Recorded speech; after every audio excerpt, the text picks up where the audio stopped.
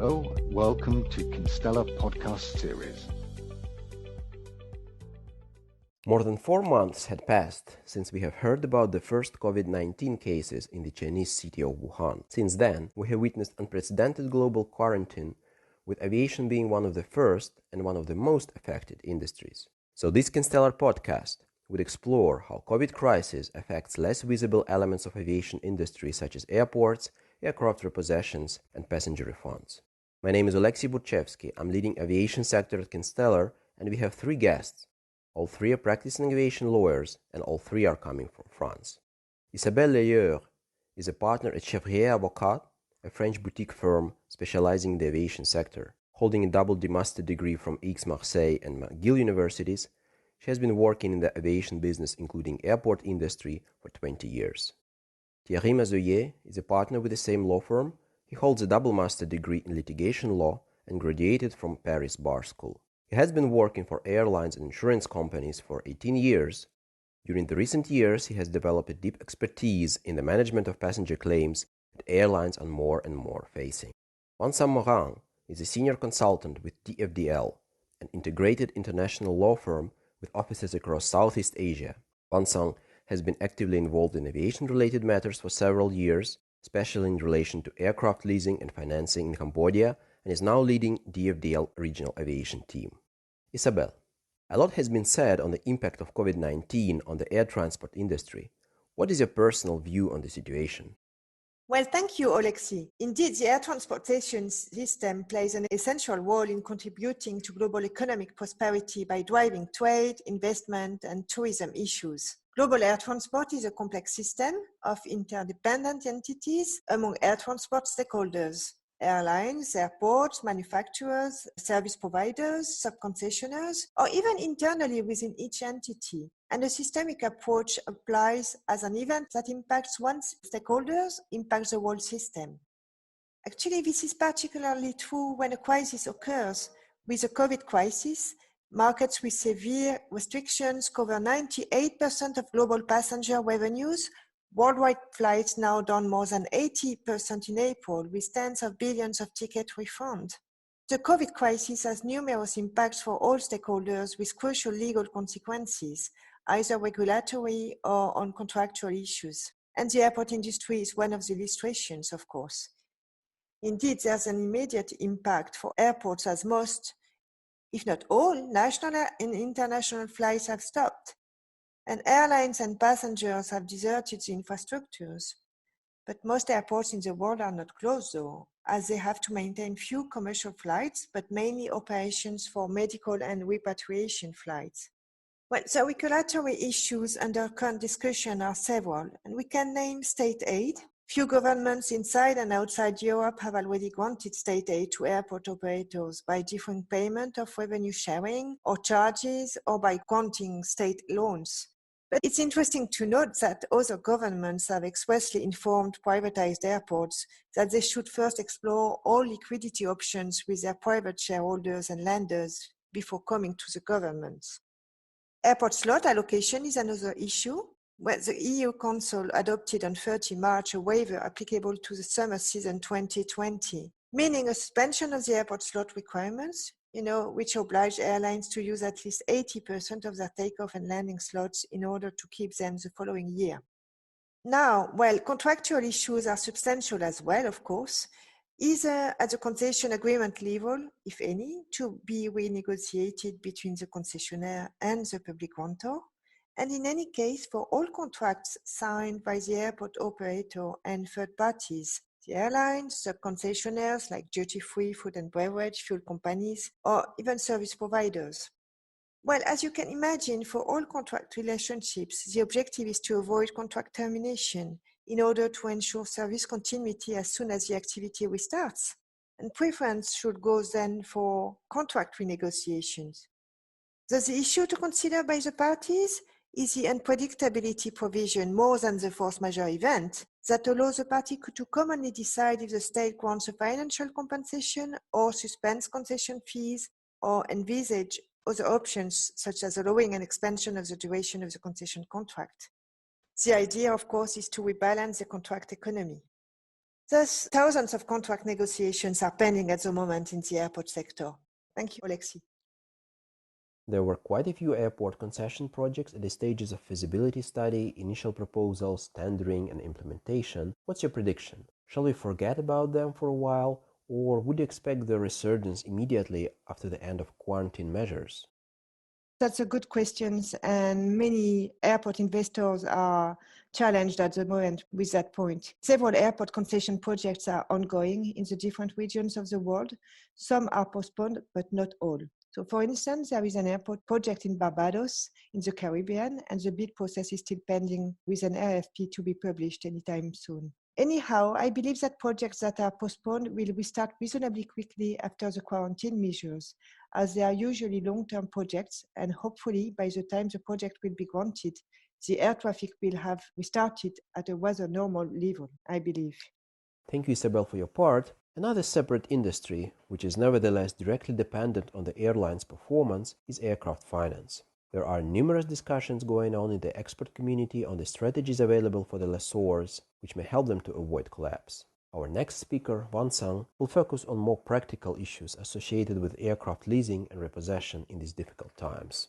Thank you, Oleksiy. As Isabelle mentioned, that's certain that the aircraft leasing market has been very heavily impacted by the pandemic. We have seen lessees not able to operate their leased aircraft, and lessors considering what actions they could implement locally to protect their interests.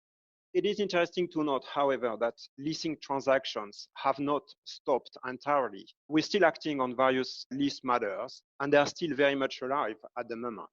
Another point of interest I think that we can mention is that we've also seen lessors exploring new territories as a result of the pandemic, territories that they may not have considered in a more normal situation.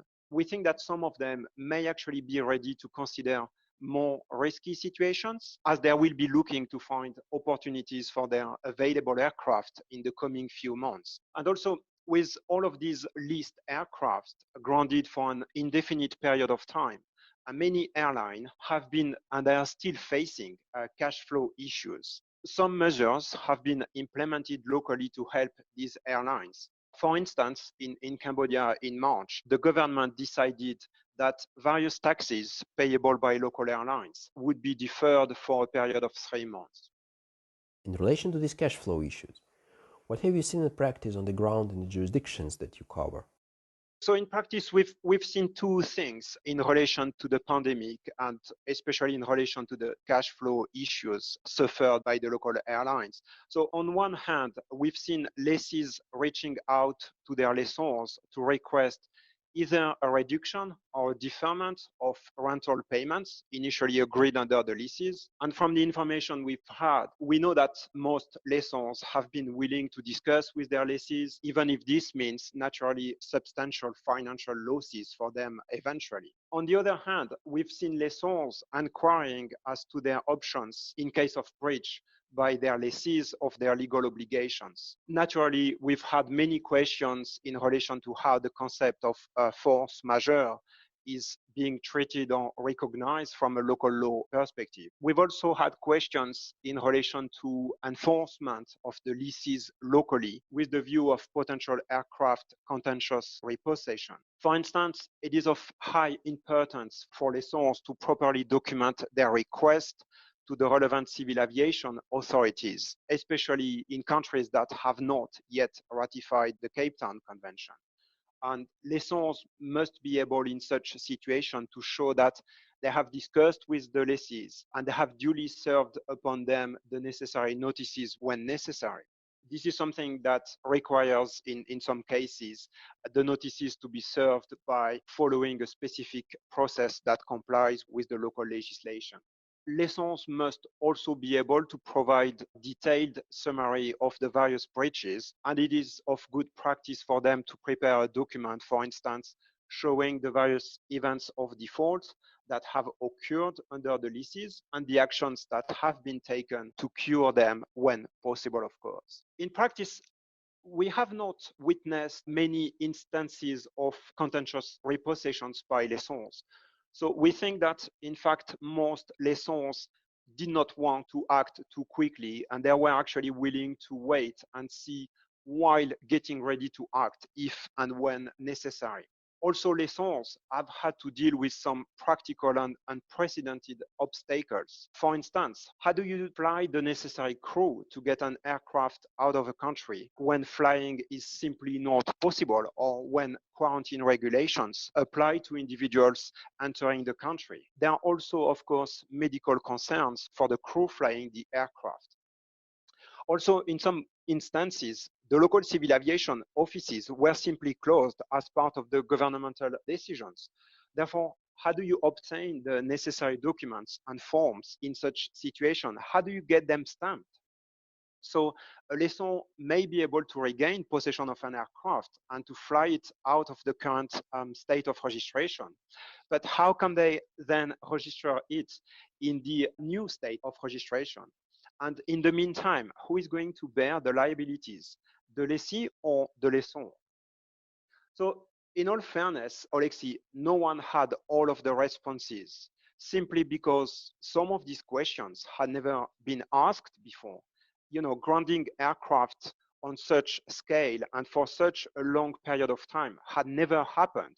And therefore, there are still, and there will still be, a lot of practical issues being dealt with on a case-by-case basis. And as Isabelle mentioned, where do you park all of these aircraft? And we know that it is neither easy nor cheap. Was potential bankruptcy or insolvency of local airlines a cause for concern for lessors? Yes, of course. I mean, a potential bankruptcy or insolvency of a lessee is always a cause for concern for a lessor.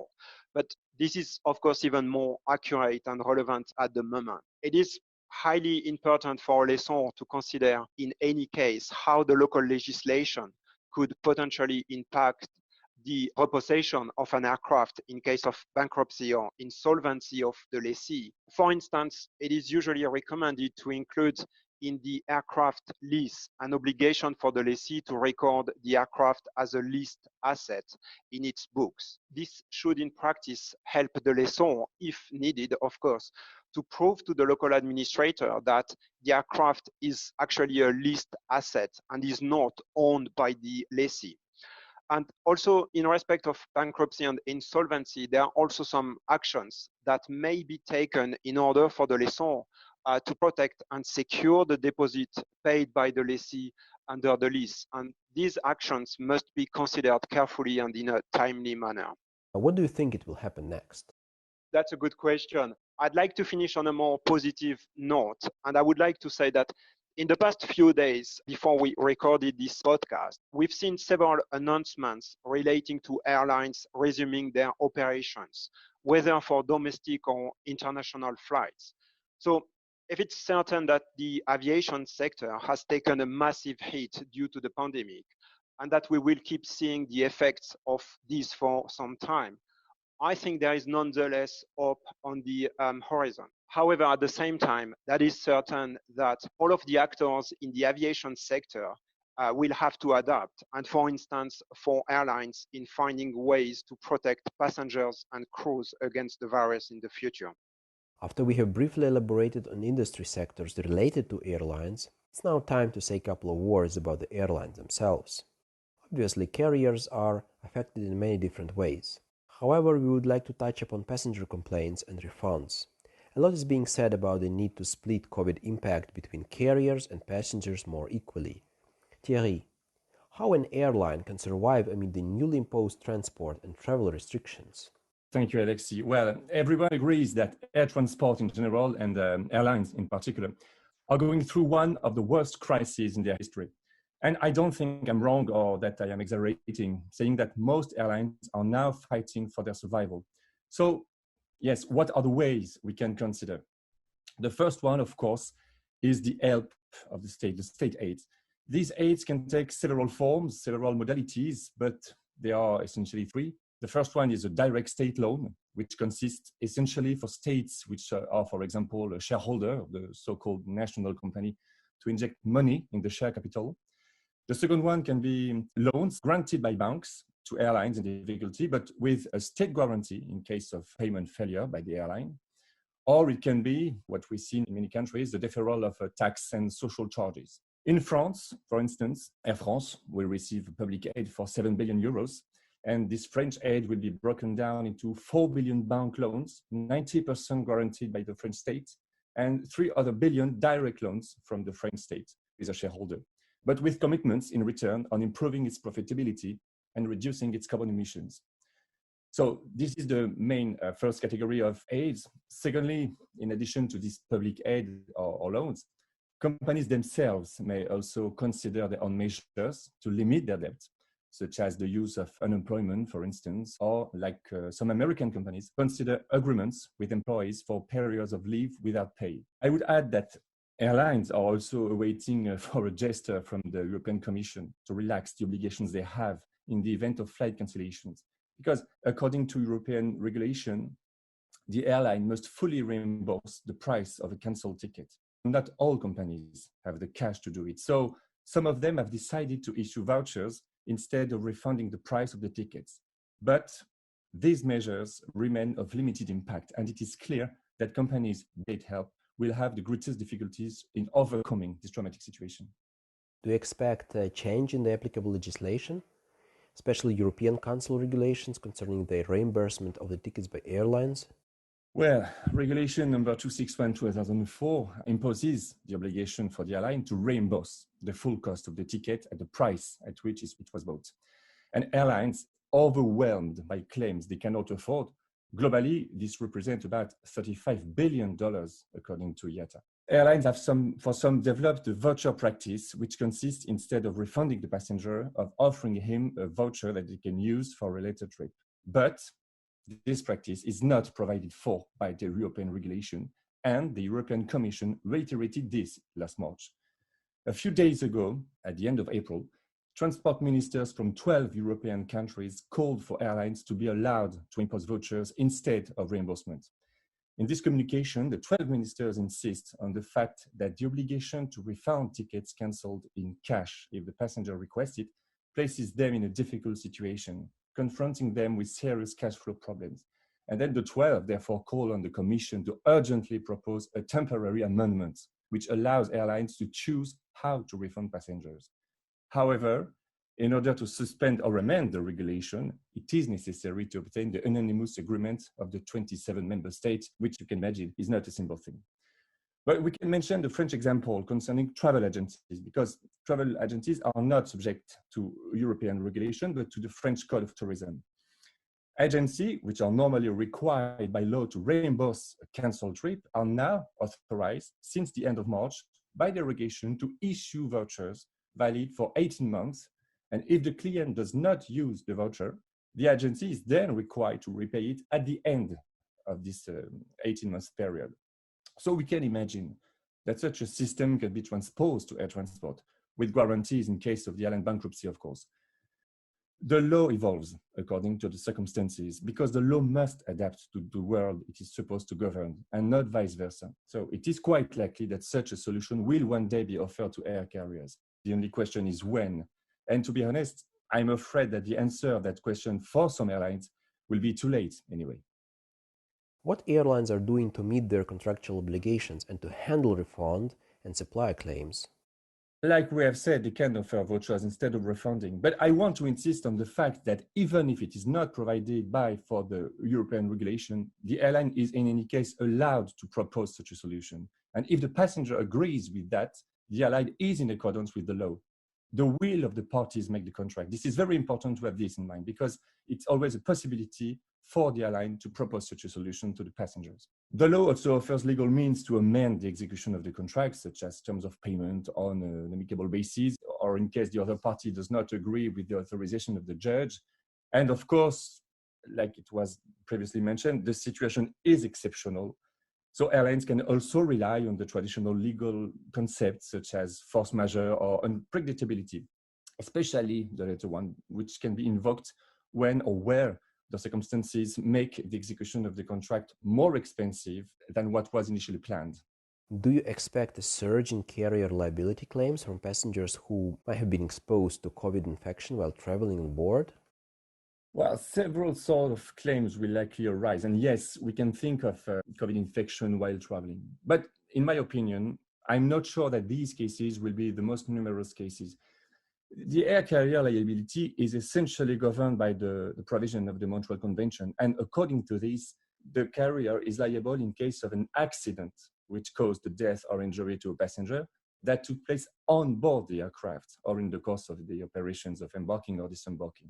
And in my opinion, the notion of accident is lacking. And above all, I don't see how a passenger will be in measure to prove or bring evidence in court that he actually contracted the COVID-19 on board the aircraft or in the course of any of the operations of embarking or disembarking. But anyway, this will be food for thought as part of a possible defense if such claims are brought in court. However, there will be eventually claims in relation with COVID-19, especially with the refund issues or the cancellation of flights before airspace closure. I especially think of airlines which had difficulties to operate between countries in which some passengers were non-residents of the country of final destination were not allowed to fly and cancel their tickets. But despite this numerous cancellation, the airline had the obligation to operate for the other passengers allowed to go back to their home country. And in such a situation, some companies have canceled these flights for, let's say, economic reasons. But were they allowed to do such a thing? I think that we will have many issues like these to deal with, to resolve. Yeah, there are so many issues here. I see Vincent has a question. Yes, thank you, Oleksiy. Thierry, maybe one question. I was wondering if there are any precedents in relation to the topics that you've covered, any precedents that could be relied upon from the air travel disruption after the eruption of the volcano in Iceland in 2010? There are actually few situations that can be compared to the one we are actually facing. I see two main events. The first one, of course, is 9/11, after which the American air traffic was completely suspended for 3 days. But obviously, the regulation issued in 2004 was not enforced at that time. And you're right, the other one, but I think it's the only one, is the eruption of the Icelandic volcano in 2010. The European Court of Justice ruled an important decision in relation with these exceptional circumstances constituted by the eruption. This decision, ruled on the 31st January 2013, will certainly be a reading grid for future cases relating to the present situation. Because first, it says that circumstances such as the closure of part of European airspace as a result of the eruption of the volcano constitute extraordinary circumstances within the meaning of the European regulation, which released the air carrier from its obligation to pay the European compensation. And the actual pandemic is already considered as extraordinary circumstances by everyone, even passengers association, passenger lawyers, so this will not be an issue. However, this decision also says that these extraordinary circumstances do not release air carriers from the obligation to provide care to passengers, no matter the duration of the impossibility to operate. This can be another source of difficulties for airlines that can be obliged to offer hotel and meals to their passengers. But that being said, we have seen that states have taken necessary steps to arrange the transfer of these passengers in their home countries, so it could be limited. And finally, on a more positive note, the decision also specifies that an air passenger may only obtain, by way of compensation for the failure of the air carrier to comply with its obligation to provide care, reimbursement of the amount which, in the light of the specific circumstances of each case, proved necessary, appropriate, and reasonable, very important, reasonable, to make up for the shortcomings of the air carrier in the provision of care to the passenger, a matter which is for the National Court to assess. Well, this is called comfort, but airlines are not completely exposed to pay each and every expense proved by the passenger in such situations. Dear Isabelle, Thierry, Vincent, on behalf of our audience, I would like to thank you for your time and valuable insights which you have shared with us. All of us definitely hope that this unprecedented challenge for aviation industry will soon come to an end and that main market players would emerge even stronger than before the crisis. May I ask you, what would be the first destination you would fly to as soon as the travel becomes available?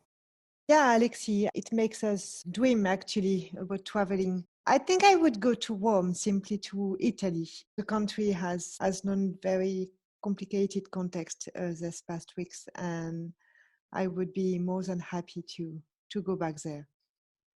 And you can probably drive there if there is no flights available. Exactly. Thierry? Well, on my part, I have rented a house in Greece for this summer, so I would be happy to go to Greece if possible. I know that Greece and some countries like Croatia, Greece have communicated on the fact that they are hoping that tourists will come this summer because it's very important for them. So I do hope to go to Greece this summer. Great. Vincent?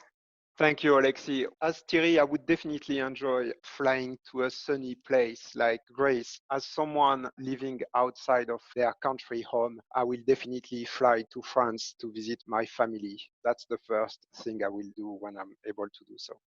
Great. Well, we all hope to jump on the plane as soon as possible. And this was Kinstellar Podcast series. We hope you enjoyed your time with us and will join our next podcast. Stay safe and good luck.